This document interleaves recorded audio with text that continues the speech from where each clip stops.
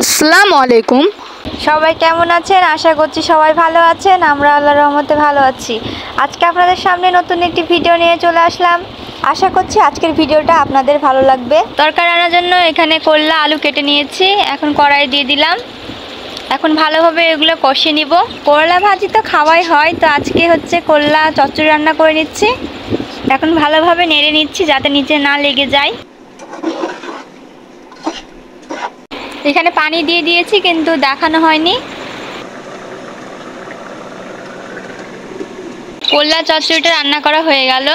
এটা হচ্ছে রুই মাছের ডিম। আজকে হচ্ছে রুই মাছের ডিমের পেঁয়াজি বানাবো, সেজন্য ডিমগুলোকে ভালো করে মাখিয়ে নিচ্ছি, তারপরে তেলে ভেজে নিব। ডিমের আঠালো ভাব আনার জন্য এখানে বেসন বা আটা ব্যবহার করতে হবে। এখন গরম তেলে দিয়ে দিয়েছি, এটা ভালোভাবে ভেজে নিতে হবে।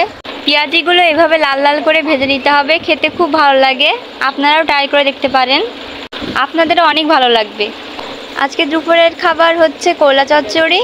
আজকে হলো গুড়ের মালপোয়া বানাবো, সেজন্য গুড়গুলোকে ছোট ছোট করে কেটে ফেলছি। এখানে হচ্ছে চালের আটা আর হচ্ছে পানি।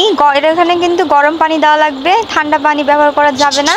উষুম উষুম গরম পানি দিয়ে ভালো করে নেড়ে দিতে হবে। যত নাড়বেন তত মালপোয়াটা ফুলবে, সেজন্য আমিও নেড়ে নিচ্ছি। আমাদের সাধারণত গুড়ের মালপোয়াটাই বেশি ভালো লাগে খেতে, সেজন্য গুড়ের মালপোয়াটাই বেশি খাওয়া হয়। এখানে নারকেল দিয়ে দিয়েছি। এই কড়াইটা দেখছেন কত ছোট্ট, আজকে ছোট্ট কড়াই আপনাদেরকে মালপোয়া করে দেখাবো। তেল গরম হয়ে গেছে, এখন তেলে দিয়ে দিচ্ছি। সবগুলো মালপোয়া বানিয়ে নিয়েছি। এখানে পেঁয়াজ মরিচ আর তেল দিয়ে ভালো করে নেড়ে নিচ্ছি তরকারি রান্না করার জন্য। এখানে আদা রসুন বাটা দিয়ে দিয়েছি। এখন আলু দিয়ে দিচ্ছি। আজকে কই মাছ দিয়ে আলু দিয়ে রান্না করব। এখন ভালোভাবে নেড়ে নিচ্ছি, নাহলে তলায় আবার লেগে যাবে।